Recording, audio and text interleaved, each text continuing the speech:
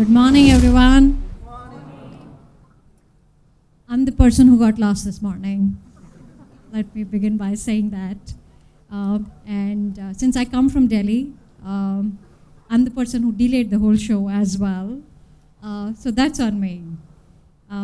It's wonderful to be back at GDG.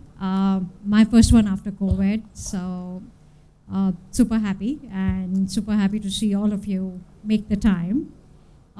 And of course, I know I have the mic, so I can go on in a long monologue and tell you everything that's on my resume and that's not, and all the things I've done.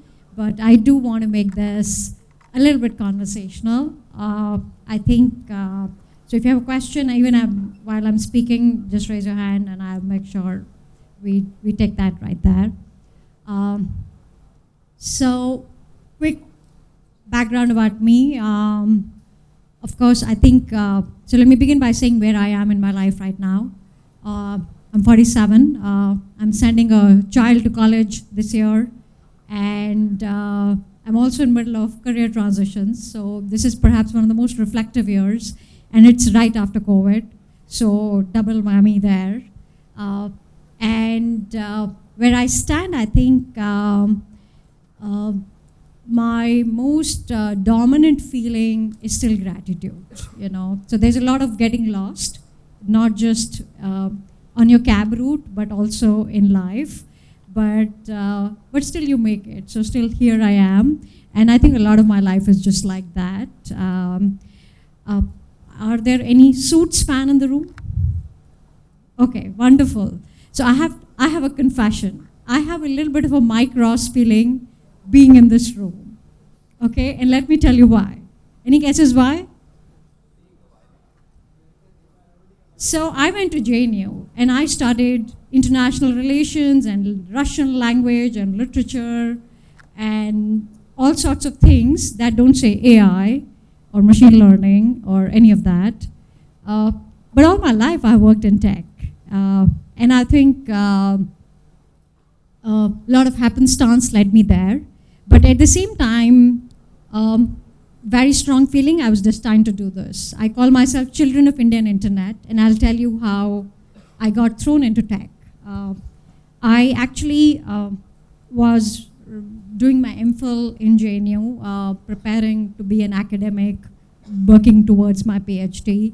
And I got introduced to this really nice gentleman, very Richard Gere vibe, salt pepper hair, graceful. His name was Deepak Kamran, and you know, somebody introduced us, and I went to meet him, and he brought his daughter along for the meeting, and that was like already like +1 to the Richard Gere vibe. And he said, look, I've been a sailor all my life, and I've sailed for 20, 30 years. I've had a great career, I've made lots of money, but I've also suffered from depression all my life because you're cut away from home, you sail for long periods of time, and I want to do something about it. And I'm looking for something to help me. And I had no clue what he meant and what was his plan. But you know, when you're young, you're also a little foolish, which is fantastic because you have no baggage, you're not optimizing everything. So I put my hand up and I said, sure, like, you know, let me help you, whichever way you need. That little conversation became my first startup. We built this company called NewsLink Services, where we built a newspaper for mariners. So on any given day, there are about 60, 70,000 ships on high seas. Each ship has about 30 different nationalities. And even today, this is 2023, and Elon Musk is trying to put satellite internet everywhere, but it still hasn't reached high seas. We built a product where we would gather news from about 30 countries, mostly developing world, so India, Pakistan, Myanmar, Bangladesh, Eastern Europe, Latvia, Russia, Ukraine, Philippines. And historically, access to news for a sailor was 5 minutes of BBC radio capsule and 5 minutes of Voice of America radio. And that was it. And you're on high seas, no internet. Imagine a life without internet. We built a newspaper where we would gather news from about 30 countries, beam it once a day via a satellite connection to a pre-sold hardware-software combo. They would print it on the deck and distribute it on the deck. And that became my baptism into tech. And what did I do there? Basically, I did everything in those days, right from setting up server rooms. Has anybody ever set up a server room here? Yes. You had to literally put your chappals outside and put AC rooms. So learned how to do that, right after being pulled out from my MPhil, and learned how to hire engineers, learned how to think about product, and never left, basically. Newslink did really well. It got acquired. It actually had 2/3 of the industry as customers.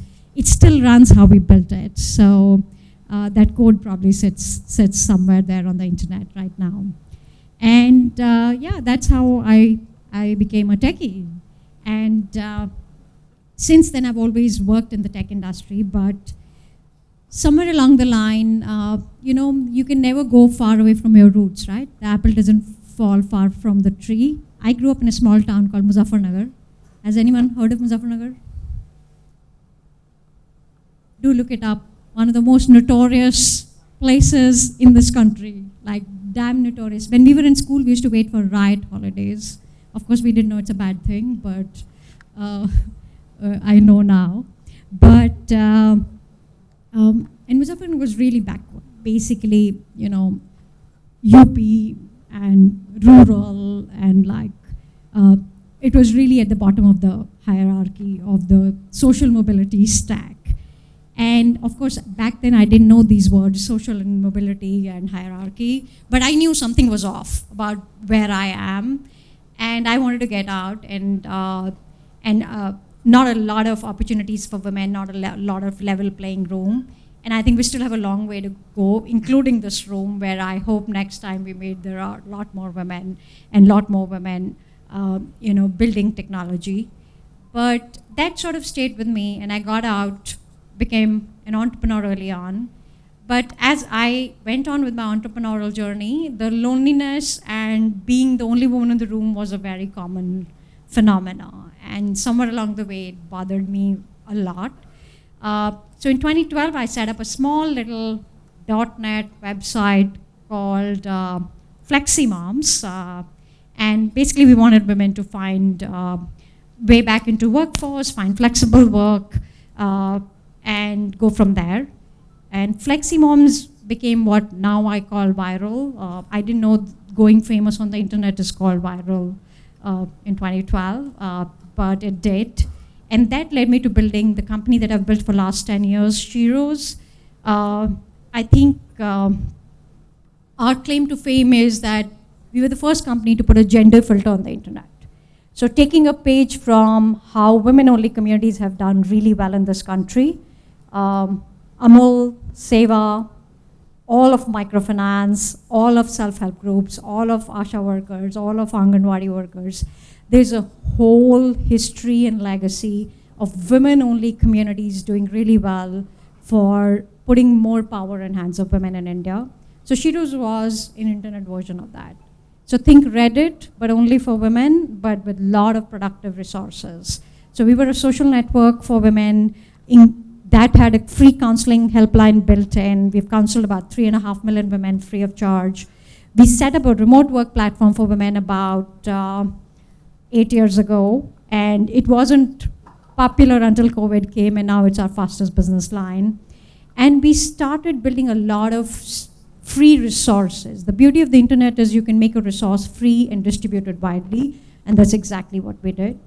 And we also acquired a lot of other assets that were relevant to women, a period tracker, a magazine for women, a parenting platform. So net amongst all of this, we got about 27 million users, profitability, and still has a lot of upside left. So I think in some ways we put like a gender filter on the internet.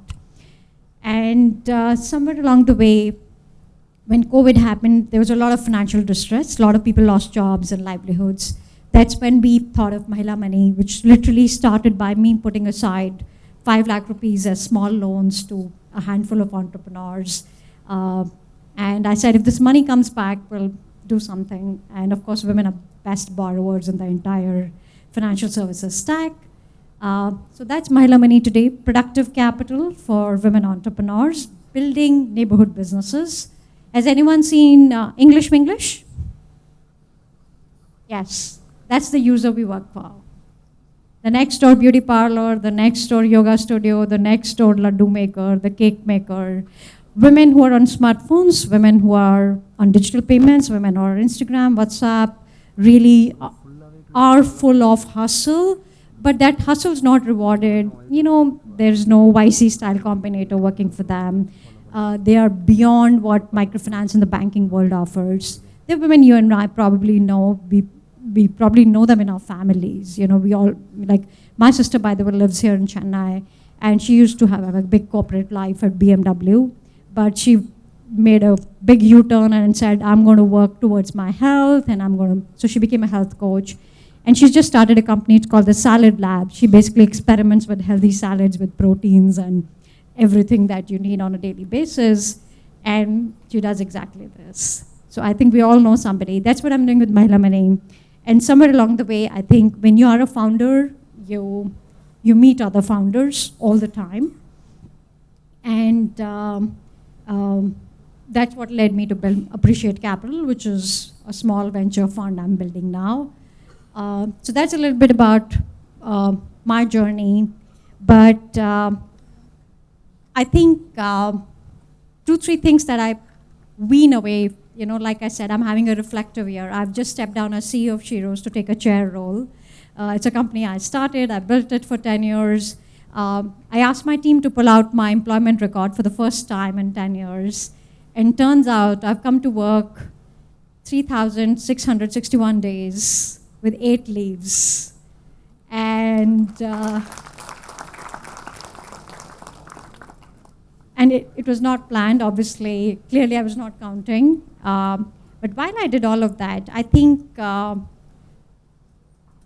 today I'm trying to think about what's ahead for me and what's ahead, you know, for me as my role in the world, but also just my own life. So, you know, my daughter goes away next year, so I'm spending more time with her.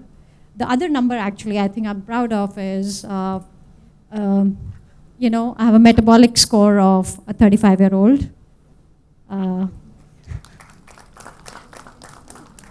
I can tell you, as a working mom with like 3 companies, I think that's the real achievement. Everything else is like, you know, and this is what will stay back with you. So I think as young people, if there was one piece of advice I want you to walk away, is to invest in your health. You know, so work on your protein count, work on your workout, work on whatever you care for, whatever form of self-love that you like. Because if you don't have that in your life, I can promise you none of the other stuff is going to happen. Also, I sleep 7 hours a night. I know there is this whole internet trend of saying I sleep 4 hours a day and I get up at 5 a.m. and I run 72 miles a week or whatever. I think it's really important for all of us to do what works for us, but at the same time, play the long game. Your body, your life, your mind, your relationships, they are the long game. And if they are stable, you can go win everything. And in hindsight, the reason I was able to do everything was because I had a lot of support. I've had a team that has stuck with me. I have had a great family. I've also been fortunate enough to find a lot of peer support, you know. So fun facts, Binny Bansal was my first angel investor. Vijay Shekhar was my first angel investor. And we continue to be a community of founders that have each other's backs. So we're not going to get anywhere without our communities. And I think that's my big takeaway. Take care of your health. And 3, use technology for good. I believe the work we do at SHEROES and Mahila Money and now Appreciate Capital really is, it's meaningful, but ultimately all the taking is in the giving, you know. So that's how we designed the model.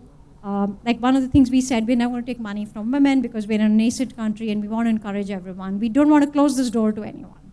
So we built like all our platforms like this, pretty much like open source community that we are right in the middle of.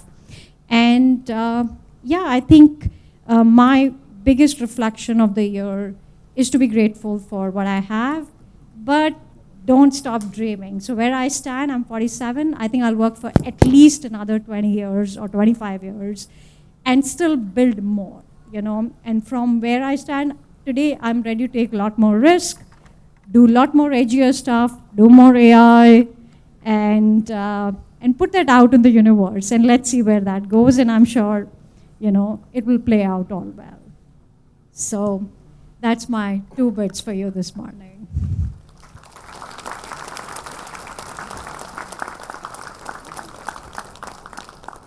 Do we have time for questions? Can you take questions? Yeah. You guys have any questions for me?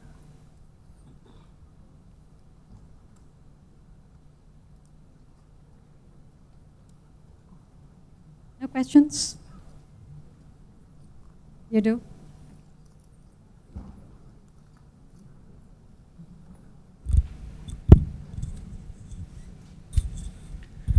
They say imitation is the finest form of flattery. Yeah.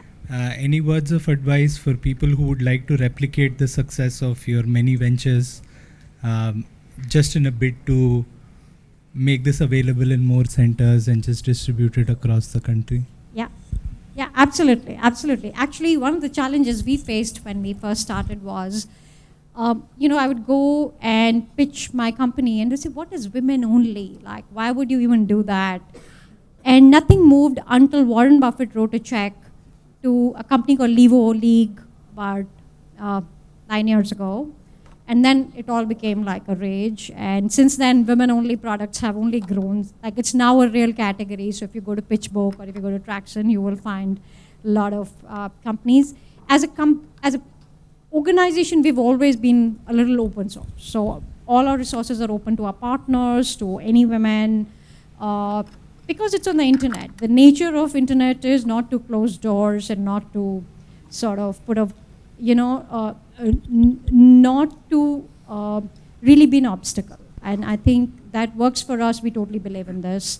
That's why I'm doing the fund, actually, because I can't build all those wonderful companies a lot of women are building.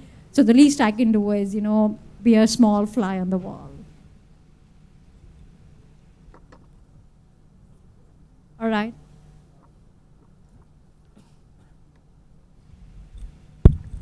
Okay. You told me that you feel like Micros today, and at some Sorry, point say in that again? No, you told me that you felt like Micros today. Yes. And at some point after your J News tag, you were able to meet someone like Harvey Specter. So my question over here is, you've mentioned about financially helping people on the women entrepreneurship front.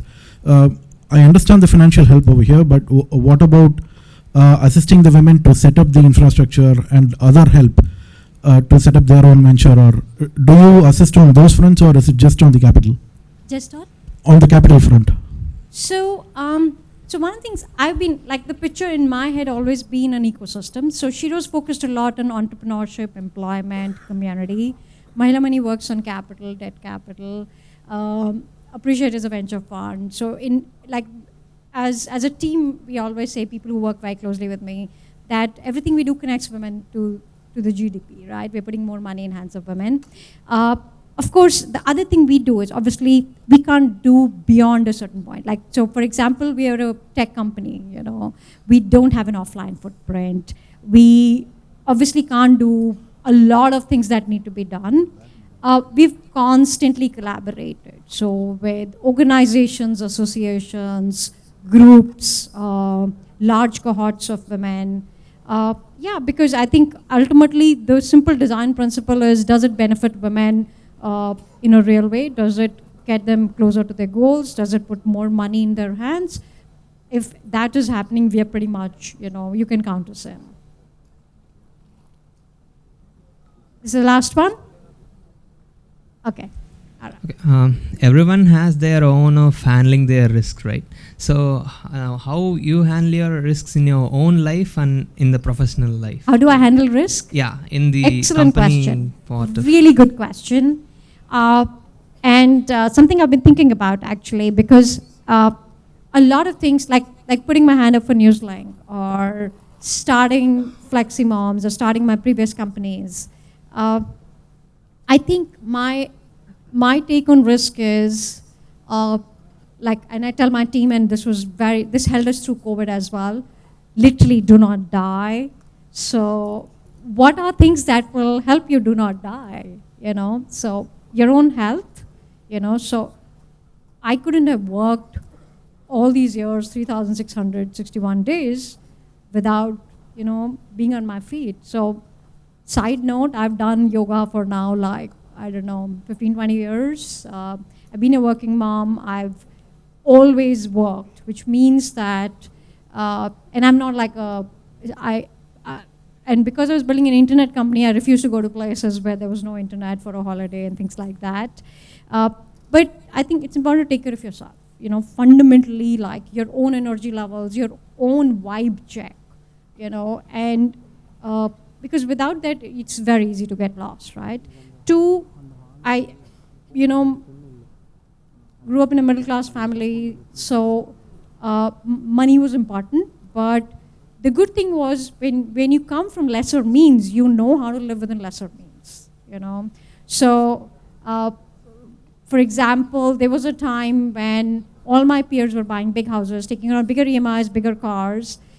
I never did that because I didn't want to lose my other freedom, the freedom to build and freedom to be an entrepreneur and freedom to try on things. So lived very light, and I think that increases your risk appetite because you can always survive. You can survive whatever comes your way. And third is just your community. I think your community is important because you're not just, they say, right? You're not a dot in the ocean, you're an ocean in the dot, right? So that's what your community does to you. I had my back, these founders came and really sort of said, go do this thing, and I did. And I think a lot of building is paid forward, right? So the roles are never equal, but there's always a chain, right? There's always a chain, and it's an unequal chain, but that reduces your risk, right? You can go on and do other things. So I think a lot of things help you manage risk, but living light and taking care of yourself, I think, is non-negotiable. There's nobody in this world who has built something of value, with a lot of baggage. You have to constantly reduce your baggage of every sort, Charlie Munger just died, right? But, for a billionaire, he lived really light, right? So I think that's really what it is, because at some point, everything that you make a large baggage out of, so it could be your assets, it could be your companies, you have to manage them, right? Everything you own also owns you equally, and that's risky, because you're invested in too many places. So you have to figure out where you're invested the most. All right, are we done? You have one more question? Last. Can we get him the mic? Thank you so much for the session. It was very informative. And you mentioned somewhere that initially it was very difficult to get the attention, or let's say the track. Believing, you found challenges when people were not believing in the idea that women and entrepreneurs can do something. Could you share what were the challenges, or how did you overcome those initial challenges when you were an early stage founder? When nobody was believing, or let's say, how did you overcome that phase? And if there are some anecdotes for our audience as well, if you could Absolutely, share. Great question. Actually, for most people, and especially when you start building something, most people can't visualize what's in your head, and I think that's where a lot of cynicism kicks in, and that's fair. I've always believed if there's a consumer using a product, or there's somebody who's deriving value from it, it'll become a thing, So that's exactly what we did. So for example, the investor community didn't have any references. So they didn't have a Warren Buffett when we started. But what we had was a lot of women coming to us. So the first version of our app was actually not an app. It was a phone number on Facebook. Before that, it was literally my number on a website. It was a chat bot. So there were transitions. So we were not an app company to start with, because 2011, 2012, nobody was doing apps. It was not a thing. The smartphone ecosystem hadn't been built.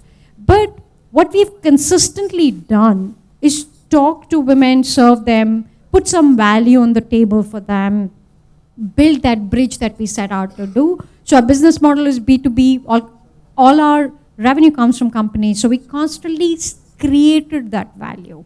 So whether it was on a platform or not, value was created. And I think once there's enough cycle of value, people start to recognize, right? It becomes a thing. So like when my mother says, "Aap log kya kaam karte ho?" You know, it's very hard to explain to your mom that we're building this platform and this whole, social network or whatever. The simplest answer I tell her is, "Hum mahilaon se baatein karte hain," right? So it's literally women can come to us, they can find like a safe space and they can do more. And that's really it. And I think that we've done immensely well, like literally, and our whole org is sort of structured to be that. All right, I think, are we done? Or do we have time? Okay. All right, thank you everyone. Thank you, have a great day.